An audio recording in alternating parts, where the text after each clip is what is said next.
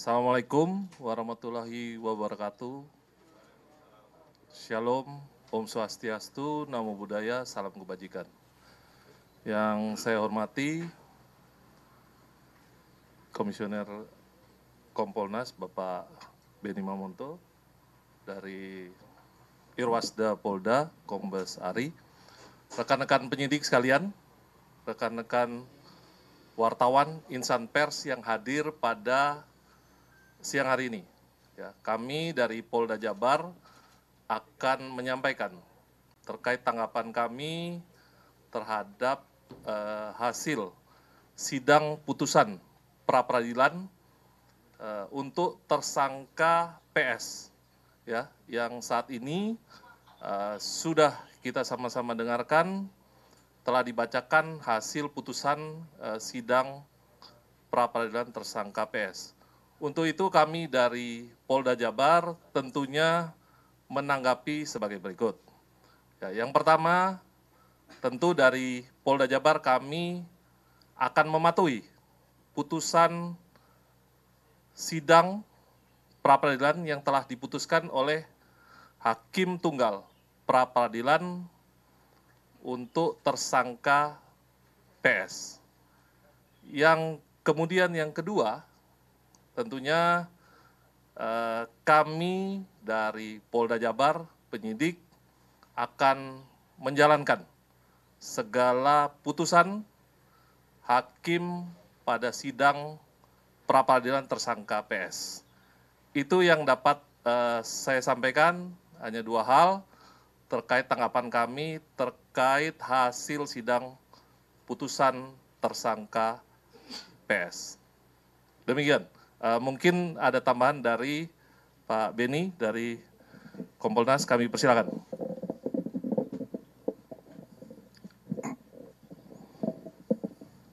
Terima kasih. Assalamualaikum warahmatullahi wabarakatuh. Selamat siang, salam sejahtera buat kita semua. Shalom, Om Swastiastu, Namo Buddhaya, salam kebajikan. Rekan-rekan media, Kompolnas selaku pengawas eksternal Polri, sejak awal kasus ini dilakukan penyidikan, kami mengawal terus. Beberapa kali kami turun, kami mendapatkan gelar perkara, kemudian juga kami mengikuti persidangan hari ini.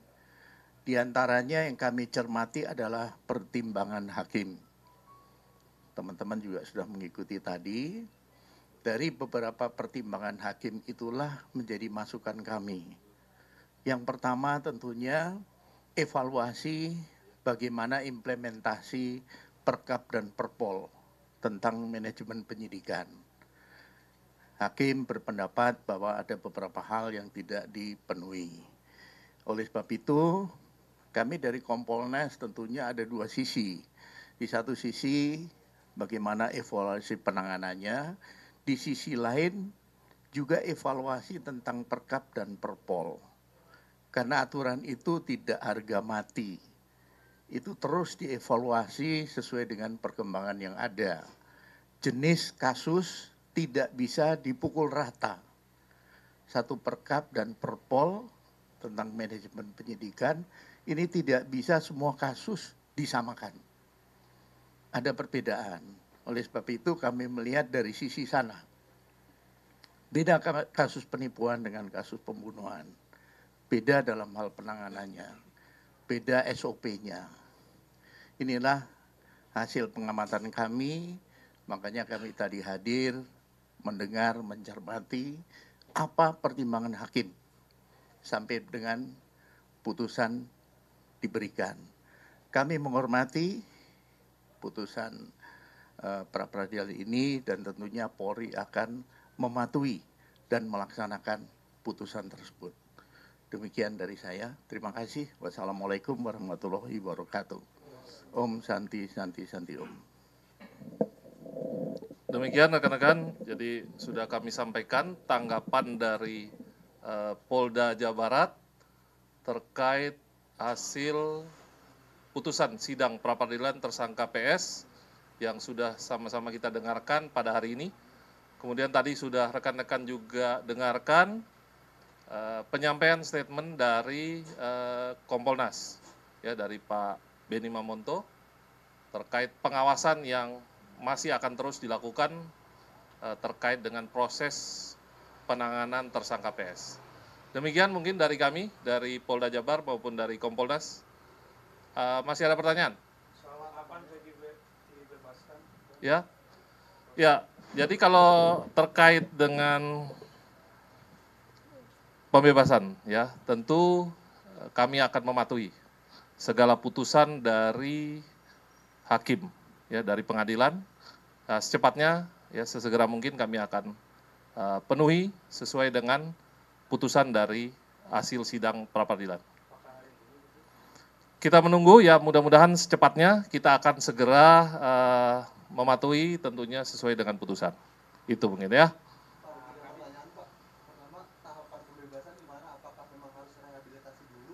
Atau mungkin ada denda yang harus dibayar tadi sesuai dengan bacaan hakim. Kemudian pertanyaan kedua, status DPO Peggy Peron ini bagaimana Pak? Apakah memang akan dilanjutkan kembali yang dimaksud Peggy Peron? Lalu yang ketiga adalah berkas Peggy kan sudah masuk nih Pak di Kejati. Lantas bagaimana Pak?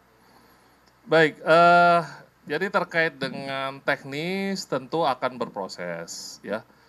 Kita harus bersabar tentunya, kita akan melakukan secepatnya. Yang pertama tentu saat ini sudah ada putusan dari hakim pada sidang pra-peradilan. Nah, ini yang dulu yang akan kita lakukan. Kita akan secepatnya merealisasikan sesuai dengan putusan dari hakim. Kita akan patuh pada hukum, kita akan segera lakukan secepatnya terkait dengan segala putusan yang sudah disampaikan oleh hakim. Itu kurang lebih jawaban saya, ya. Nanti kita masih berproses, mudah-mudahan juga dari pengadilan bisa menyerahkan ke kita secepatnya. Itu saja mungkin, ya, rekan-rekan. Saya kira tidak ada pertanyaan lagi, nanti mungkin secara lebih lanjut, mohon doanya kita segera merealisasikan dari hasil putusan sidang pra-peradilan. Terima kasih, selamat siang, wassalamualaikum warahmatullahi wabarakatuh. Dalami isi dari keputusan tersebut apa, karena ini kan terkait dengan sah tidaknya penetapan sebagai tersangka dan mungkin hal-hal lain. Saya juga belum tahu isinya apa. Itu yang jelas akan segera ditindaklanjuti. Ya, terima kasih. Terima kasih, ya. Soal Peggy itu kata saya hanya menyimak apa yang disebut oleh Pak Kapolri bahwa itu akan berlanjut. Saya tidak tahu berlanjutnya seperti apa. Ya, artinya prosesnya akan dilanjutkan, nggak tahu seperti apa. Saya setuju kalau memang belum tuntas bahwa ada sesuai dengan apa namanya itu bahwa ada tiga orang, ya, orang yang dicari itu, ya, DPO itu kalau betul itu ada, ya dilanjutkan saja. Kalau ternyata yang PG itu bukan orangnya, ya dicari, jadi dilanjutkan saja. Saya kira memang ada berarti kekurang telitian dari pihak Polda ketika menangkap PG itu, sehingga bisa dipatahkan atau bisa dibatalkan melalui pra-peradilan. Itu saya kira kita harap ke depan tidak terjadi lagi. Jadi kalau menangkap itu betul-betul firm dan memang buktinya cukup. Saya kira itu. Terima kasih. Oke. Kasus Vina sekarang perkembangannya baru ketika pra-peradilan Peggy diterima. Apa pandangan Pak Mahfud dengan perkembangan terbaru itu? Bagus. Memang sejak awal saya berpikir memang pra-peradilan harus menerima permohonan pra-peradilan dari Peggy. Karena seperti saya katakan dulu, itu kan penanganannya bukan hanya terlihat tidak profesional, tapi juga menimbulkan kesan kolutif dan konspiratif. Gitu. Kenapa? Dulu kasus itu kan sudah 8 tahun lalu. Dibiarkan. Dan baru dibuka lagi sesudah ada film Vina sebelum seminggu. Itu sudah sangat tidak profesional. Yang kedua, dulu di dalam dakwaan jaksa yang kemudian juga disebut di dalam putusan hakim bahwa di dakwaan jaksa itu disebut ada 3 orang buron. Kok tiba-tiba disebut hanya satu, katanya yang dua fiktif. Kemudian PG-nya juga diragukan bahwa itu orangnya. Nah, oleh sebab itu daripada tidak jelas, lebih baik ya diputus. Tidak jelas kesalahannya, tidak jelas subjeknya maupun objeknya udah jelas yaitu pembunuhan Vina, tetapi subjek pelakunya kan tidak jelas kalau itu Peggy. Nah, di dalam prinsip hukum pidana itu ada adagium, lebih baik membebaskan 1000 orang yang bersalah daripada Anda menghukum 1 orang saja yang tidak bersalah. Itu sangat jahat menghukum orang yang tidak jelas kesalahannya. Oleh sebab itu saya tabik lah kepada hakim yang telah memutus pra peradilan dengan berani, jujur, dan juga kepada pengacaranya yang gigih memperjuangkan Peggy.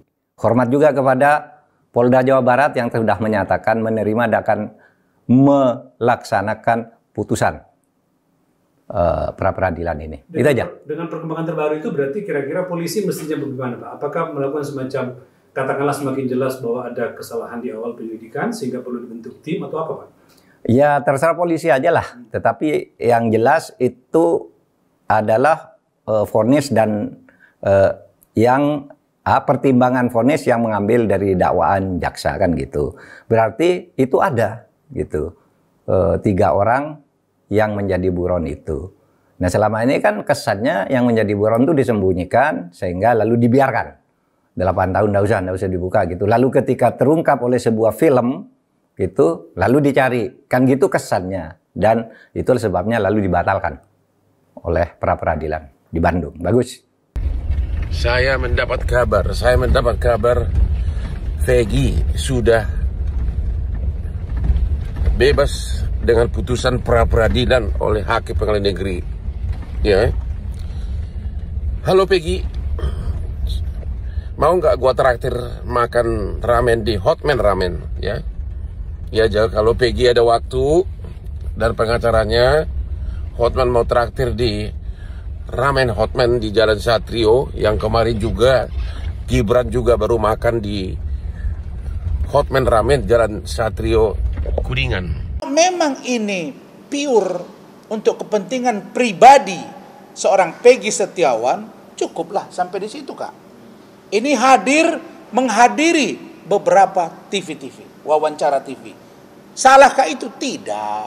Tapi kita melihat bahwa dugaan saya bahwa ini ada dugaan yang memboncengi dan depolitisasi untuk mengganggu keberadaan petinggi Polri, kok kayaknya saya hampir yakin. Nah karena itu saya mulai mengamati, ada apa ini dengan seorang Peggy Setiawan? Kenapa? Karena kalau saya secara jujur melihat bahwa ya sangat tidak lugu menurut saya, sangat tidak polos menurut saya, seseorang itu dengan bahasanya, tapi kalau dilihat dari fisiknya. Saya ini seorang profesi advokat, seorang orang tua, punya ponaan, punya anak, saya juga dosen dan pernah anggota DPRD. Artinya saya paham, melihat. Menurut saya kalau orang bertato sampai beberapa biji tatonya, menurut saya itu ada yang menurut saya ya, pikiran saya ini kok bagi saya itu kurang baik.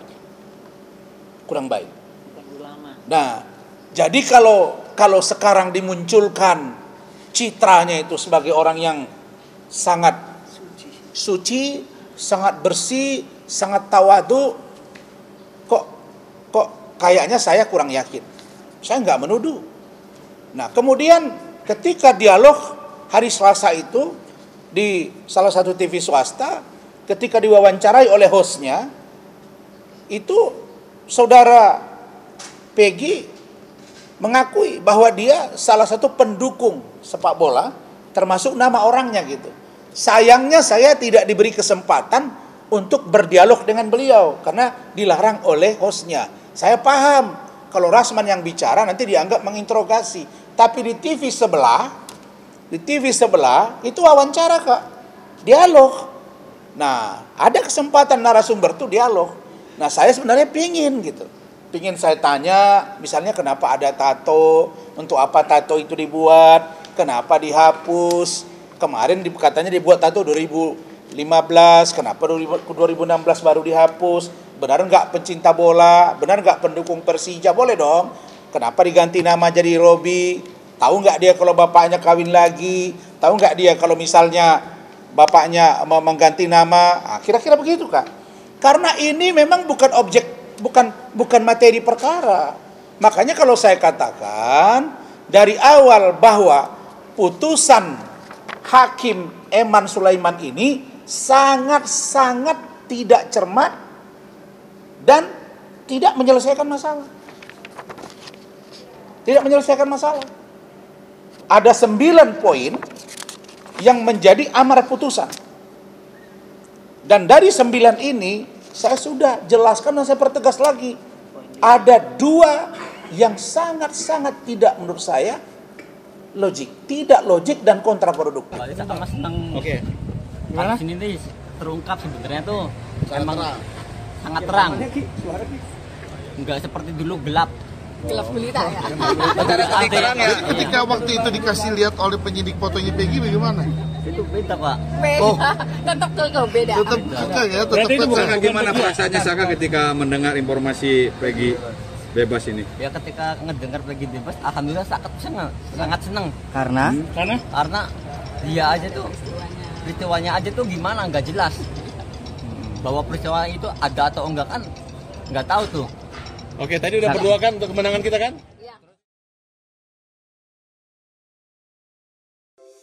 Di antara banyak sumber informasi, kami layak dipercaya. Karena kami menggali lebih dalam, berpihak pada kebenaran,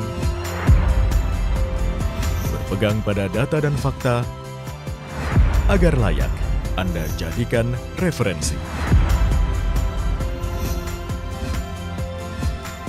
Kompas TV, independen, terpercaya.